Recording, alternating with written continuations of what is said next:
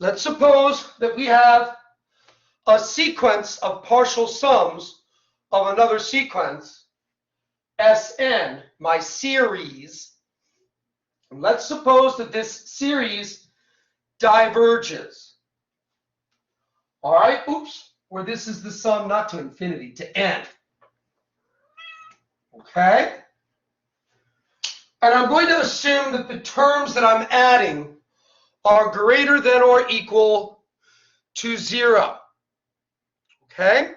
Because that will make it easier to work with. Then let's consider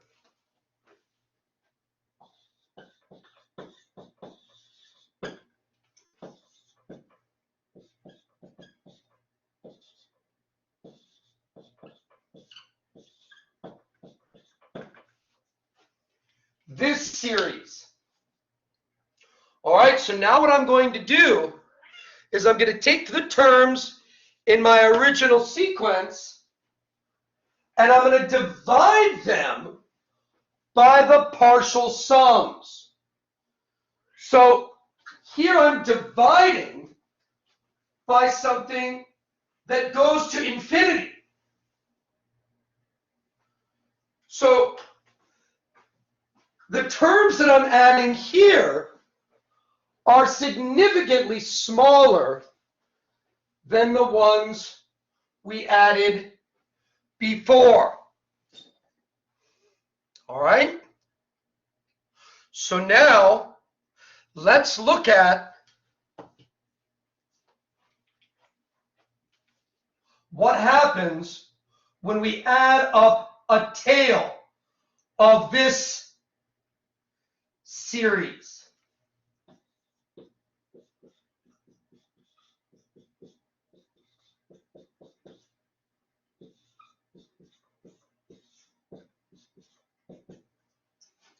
Well, I mean, this is going to be an plus 1 over Sn plus 1, an plus 2 over Sn plus 2,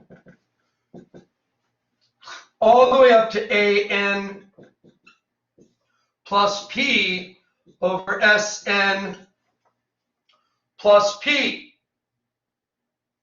All right? Now, it turns out that this is greater than, all right, so here I'm dividing by the different partial sums. Since the a's are always greater than or equal to 0, right? These s's are monotonic increasing. So I'm going to say that this is greater than, or at best equal to, if I had a equal to 0 a bunch of times, and I'm only putting that in there because I don't really need them to all be different from 0. But I mean, if a bunch of them are 0, why don't I just renumber the sequence? Anyway, all right, so this is greater than or equal to what I would get if I divided by n plus p the whole time. So I would have an plus 1 over Sn plus p plus an plus 2 over Sn plus p all the way up to an plus p over Sn plus p. So here what I'm doing is I'm dividing by the biggest one every time.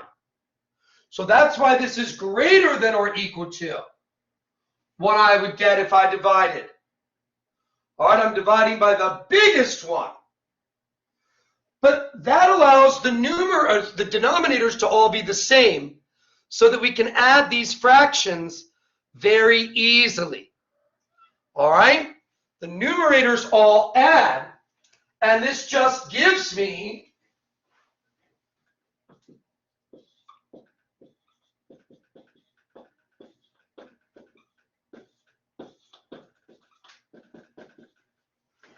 Sn plus p minus Sn.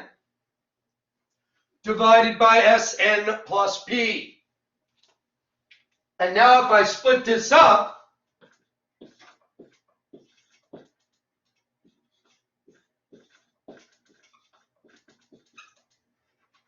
I get 1 minus Sn divided by Sn plus P. Now we were looking at this for natural numbers P.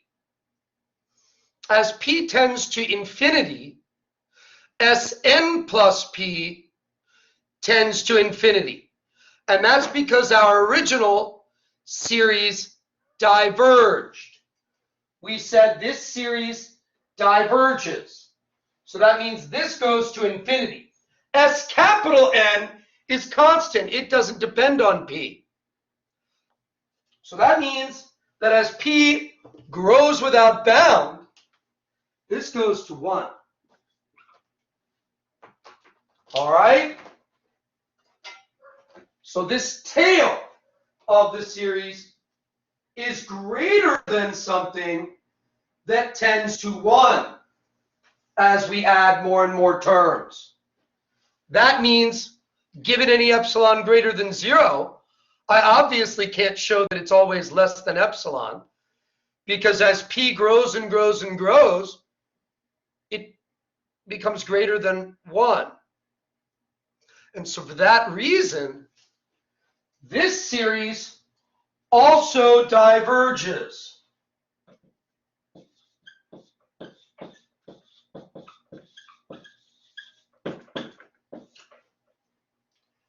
But its elements are all smaller than the elements of the original series.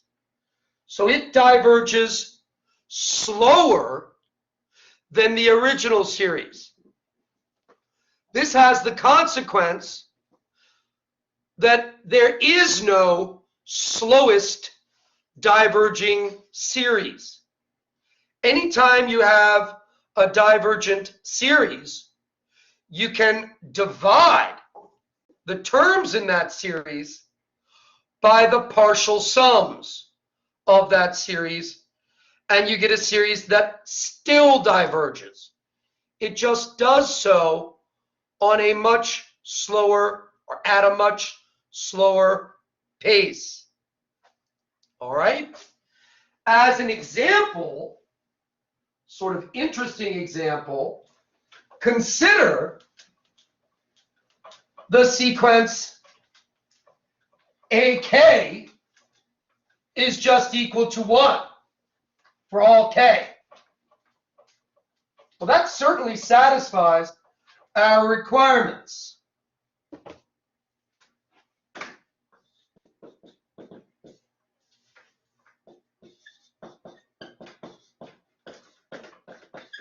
So AK equals 1 for every K. I mean, obviously this series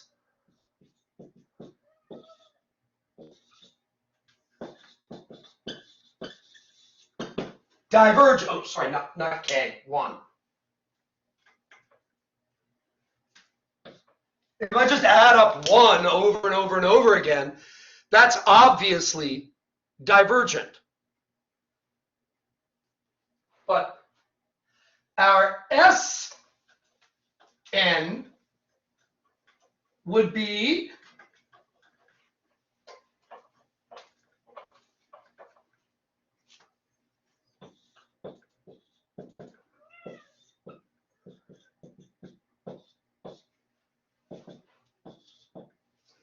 N. All right? So the series where I divide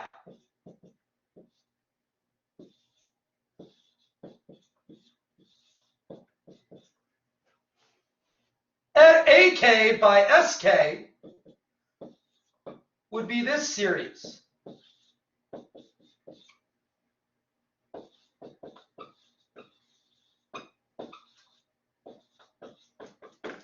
So what we've just shown is that the fact that the sum of 1 diverges, which is an obvious fact, immediately implies that the harmonic series diverges, which is a less obvious fact. All right? And then if we wanted to, we could do it again.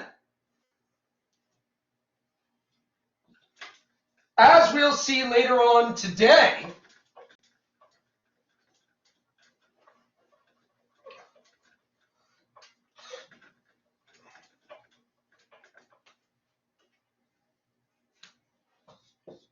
partial sums of a harmonic series are asymptotically the same as the natural logarithm. They grow in the same way that the natural logarithm grows as n tends to infinity. So our statement indicates that this series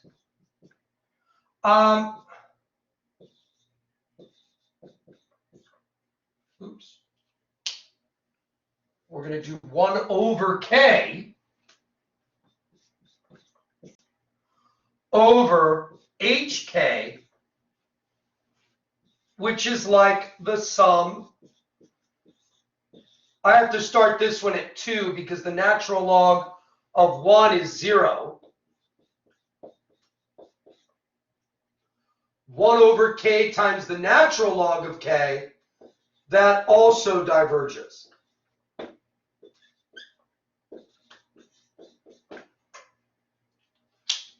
It just diverges on an even slower, or at an even slower pace.